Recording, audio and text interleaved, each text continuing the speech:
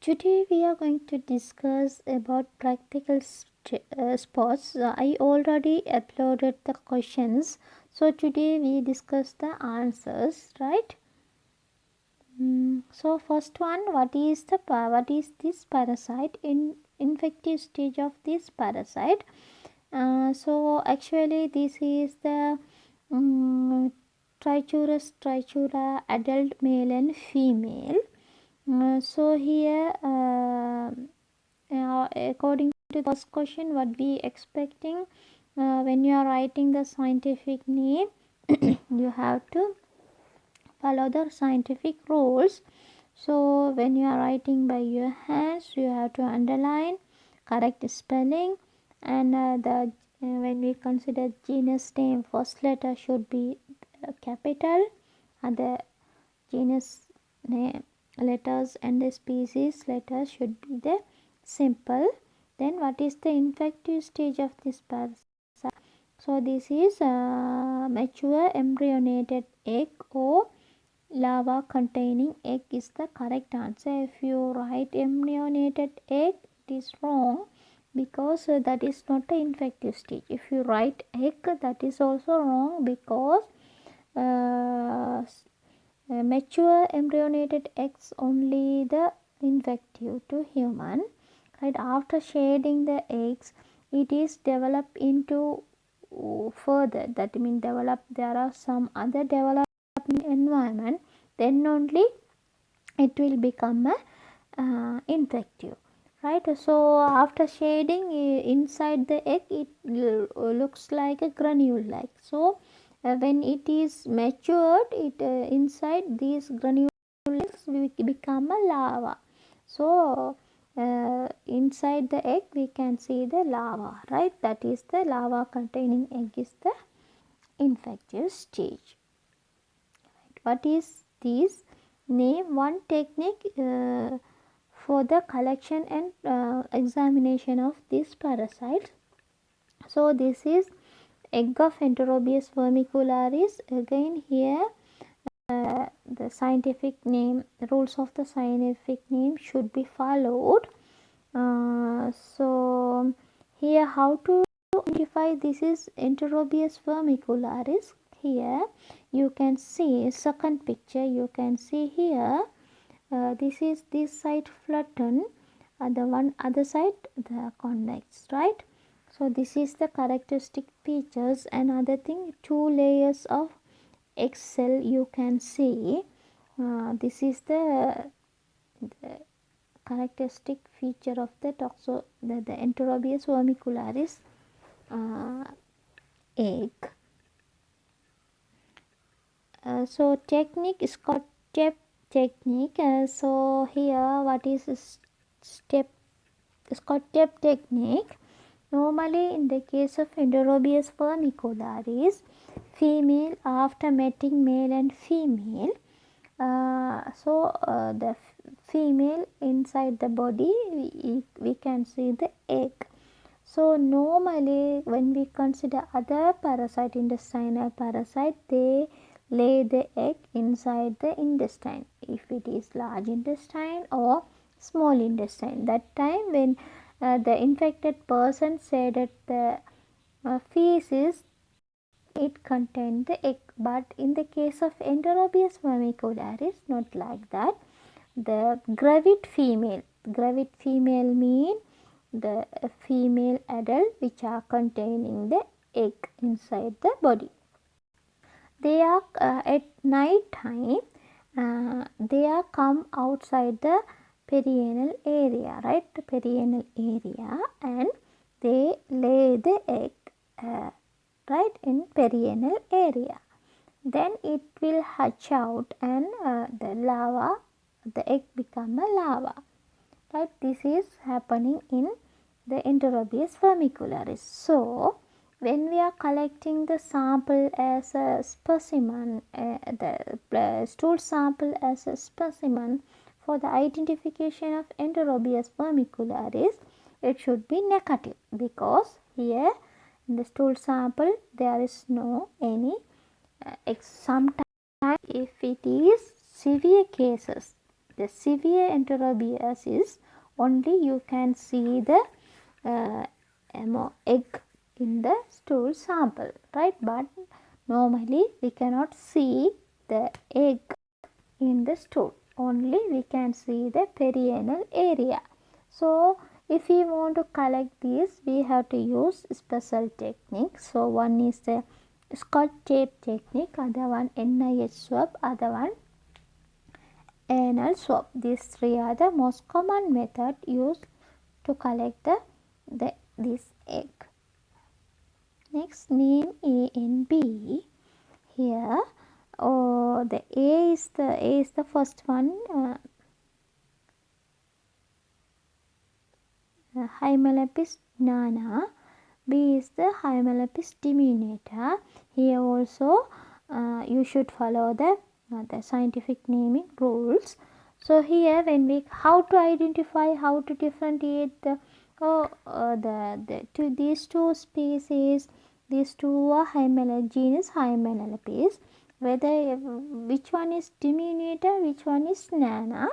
Right, here actually the actual picture is magnified, the enlarged, so this is not the actual size.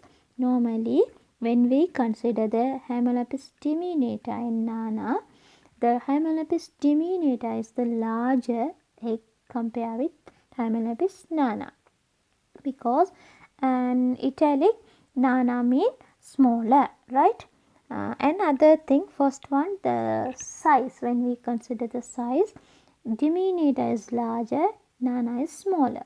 Second one, when we consider the color, the diminuta is brownish color because it will get the bile stain. But in the case of Hymelopis nana, the color less. Second point. Third point, when we consider the egg cell, here two single thick lines you can see here. Very nicely you can see this area, right? This area is the thick, right, in diminuta. But in the case of nana, not like that, very thin, compare with thin or single one. Here you can see this area, right? Other one, inside we call oncosphere. In the both case, the diminuta and nana, we can see the oncosphere. Inside the oncosphere, we can see the three pair of hooklets, but in this is both in similar in both, right? Both cases similar. Here this is the oncosphere, three pair of hooklet. This is the three pair of hooklets, right? You can see here. And other thing, in the nana, you can see in this area. In this area, you can see the four filaments, 5 to 8 four filament you can see, which are arise from the four thickening, right? But this structure not present in diminuta, right? And so when we consider the shape, actually the diminuta round shape, nana is oval shape, right? Name this technique. Which parasite is detected in this technique? We already discussed. This is the technique we call Scotch tape technique. Here we use to detect the parasite. Actually the egg, Enterobius vermicularis egg detection. Sometimes we can see the adult also. By using this technique we can detect mainly egg, but sometimes we can detect adult also. Here also you have to consider the scientific naming, right? Name this disease and which parasite is responsible for this disease. So this is actually elephantiasis. Why it is happened? The responsible parasite is Butyraria bungrofti. what happened in adult male and female, they are lodged into lymphatic tissues and it is lodged. So that time they release the lymphatic limbs, so it is deposited the which area band of the adult deposited in lymphatic tissue, so it become enlarged, we call elephantiasis. Then what is this? Give the reason for your answer. Right, first one, this is gravid proglottids of Tinea saginata. So here you should consider the scientific rules, scientific naming rules, right? So this is Tinea saginata. The second one, give the reason for your identification. So when we consider in the case of Tinea, these are cestodes. So in the cestode, there are medically 5 important parasites. One is Tinea solium, Tinea saginata, Hymelepis nana, Hymelepis diminuta, Echinococcus granulosus. When we consider the Tinea species, Echinococcus granulosus, Hymelepis nana, Hymelepis diminuta adults are nearly millimeter. When we consider the segment, it is millimeter in size, that means less than 1 millimeter in size. But when we consider this one, the Tinea species segment, it is larger than 1 millimeter, right?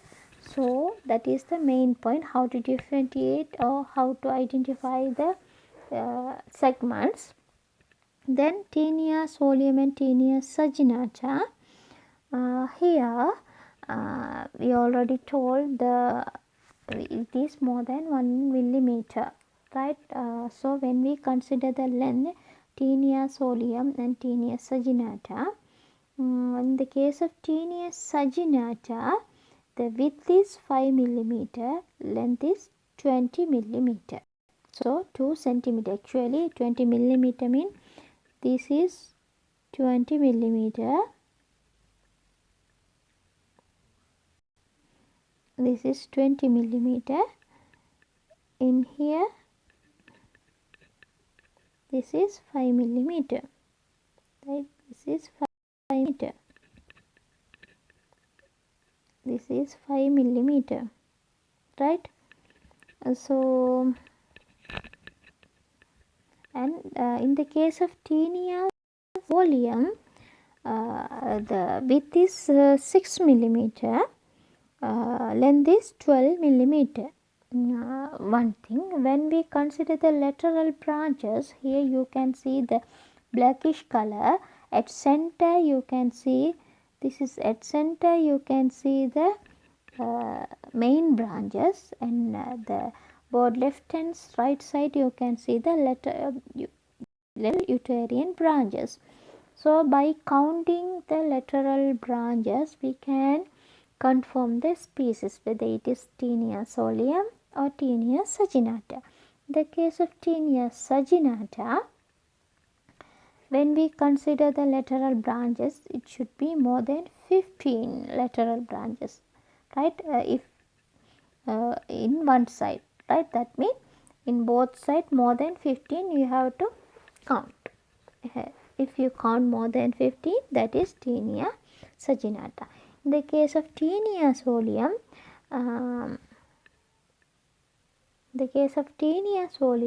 what happened? Solium lateral branches less than 15. That means 7 to 13 lateral branches you can see, right? That is the important. Other thing, that Tinea saginata normally shaded in single segment, but in the case of Tinea solium, shaded 3 to 5 chains, right? That means segment together, right? It will shade it with the stool. And what is this? What is the infective stage? This is actually trichura egg, right? And the infective stage is the mature embryonated egg, right? Here actually this is not a infective stage. In this picture, this is not a infective stage, but this is but if it is infective, it should be inside. You can see the larval stage, right? That means it should be contain embryo, right? Right.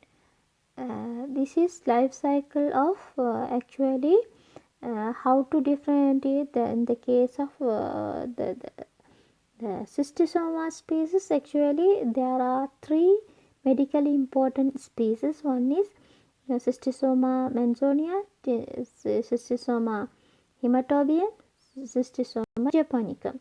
So, how to do these three species? How to identify the this is what is the species? So here you have to go for this one, the egg morphology, and they are giving the full life cycle of the parasites. So here by using this one, the location and the egg morphology, we can confirm the parasite. Here this is Cystosoma manzoni, right? Because the egg morphology, the spin, it is present in lateral, but if it is right, when we consider other things morphologically, actually the larval stages we cannot differentiate, or adult spaces in we cannot differentiate according to the morphology. Scientifically, if you are expert only, you can differentiate. Otherwise, the things are similar, morphologically similar, but the location or habitat in human vary, right? And the morphology of the eggs vary, and uh, the this one the intermediate host also vary, right? According to these three features, we can identify the species, specific species. So in the case of this Mansonia, Cystosoma hematobium eggs look like this, right? This one.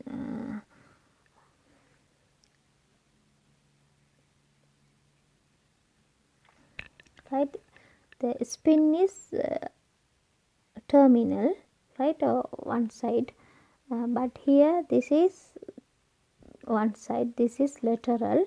In the case of japonicum, it's look like this, right?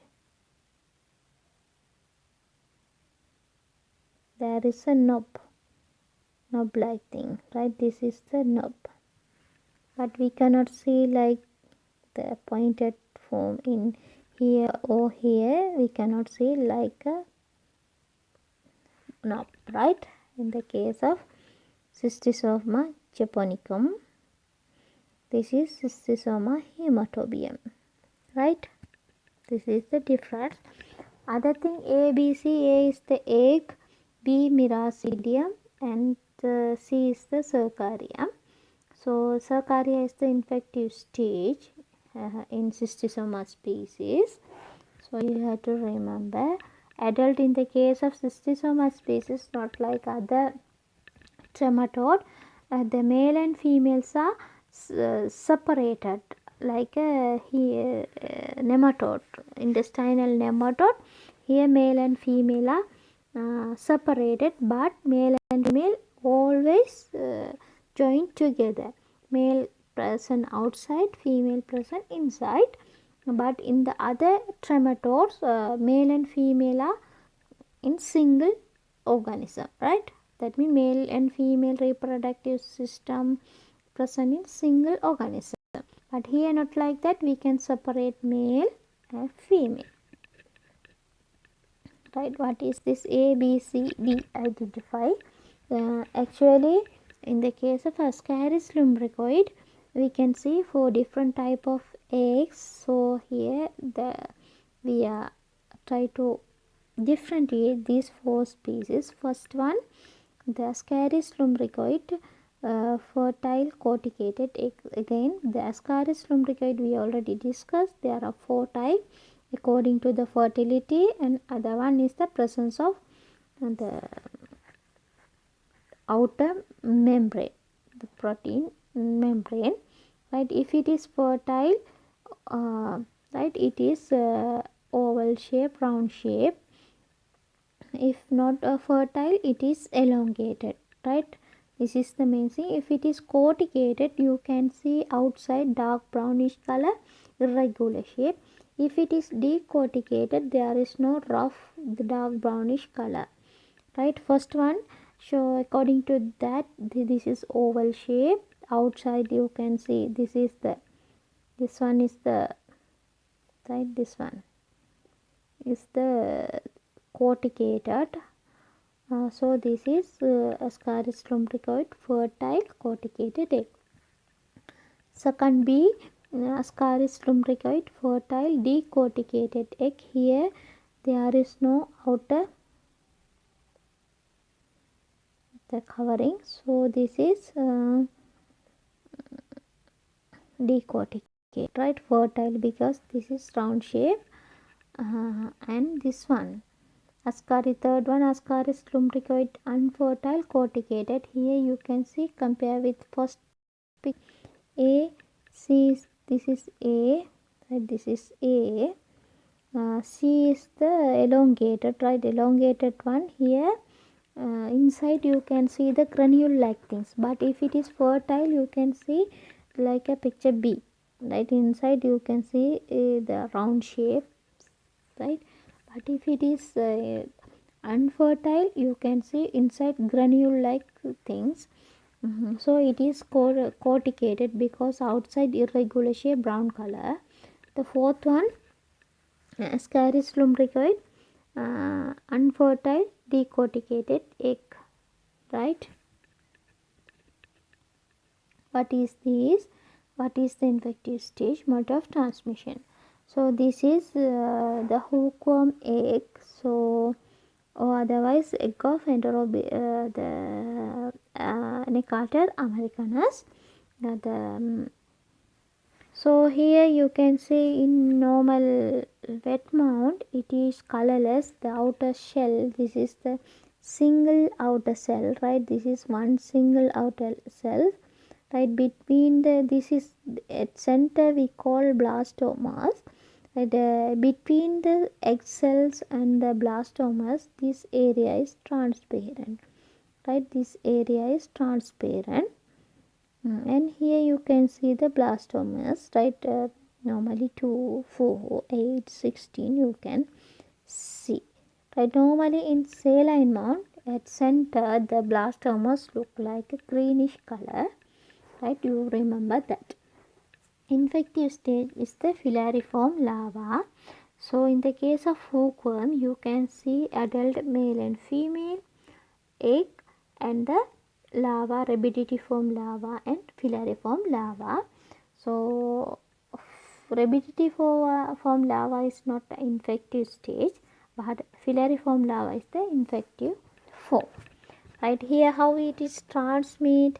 So here it is transmitted by skin penetration. When you are walking without wearing the slippers or cover your legs, that time, if the soil containing infective stage filariform larva, when the filariform larva touch to the skin, it penetrate the skin and enter into the bloodstream. Name the parasite and the stage, and why this parasite is medically very important. This is Plasmodium falciparum gametoside, right? And this is why it is important, because actually it's lead to death, right? Serious illness or fatal type we call malignant tertian malaria, no cerebral malaria. If it is infect the central nervous system, it produce cerebral malaria. Right. Now we here discuss about the Plasmodium species. So medically important Plasmodium species are four: Plasmodium vivax, Plasmodium falciparum, Plasmodium ovale, and Plasmodium malariae. Right, these four are medically very important. But in the case of Sri Lanka, Plasmodium falciparum and the Plasmodium vivax, these two species are reported in Sri Lanka. Very common one is Plasmodium vivax, right? But Plasmodium falciparum also common, but compare with vivax, this is less common. When we consider the morphology, right, normally in other three cases, ovale, vivax, malariae, when we consider the gametocyte, that is round shape, right, male female both round shape, but by using the gametocyte of, we can differentiate the Plasmodium falciparum. Here the gametocyte, it's look like banana or crescent shape, right, in the case of Plasmodium falciparum. But other three species, it is look like a round shape. Right, now we will come to this point, the Plasmodium falciparum. Again, gametocyte we can divide into two, male and female. How actually this answer you have to mention whether it is male or female. So how to differentiate male and female? So if it is male, if it is male, the cytoplasm of the parasite is round, the end is round shape like this, round. But if it is female, it should be pointed or crescent shape, right? This is RBC, this is RBC, this is blended, this is pointed. So this is female, this is male. So here now you can identify this is blended, so this is male gametocyte. Another thing, when we consider the nucleus of the parasite, in the case of female, round shape, very dark color, compact, because they are compact, that's why it's get dark color. But in the case of male, it is diffuse, like compare with the female, it is less color, right? So this is Plasmodium falciparum gametocytes. Another thing, you can, in the case of Plasmodium falciparum, only you can see the gametocyte male and female, and also you can see the ring stages. When you consider the single field, you can see large number of infected RBC, right? You can see multiple ring stage in single RBC, occult form, head set form, or single ring form. You can see. What is this? What is the definitive host and the intermediate host? Actually, this is the erythrocytic cycle of the malaria. Actually, we already learned there are medically important 4 species, but when we consider the erythrocytic cycle, the life cycle, it is same. So here this is erythrocytic cycle because it is in fact the RBC, that's why we call. And the definitive host is the female Anopheles mosquito, because here you can see the the sexual form of the malaria. Intermediate host is the human. So when we consider the life cycle of the malaria, right, the infective stage is the sporozoites. So this is parasite present in the salivary gland of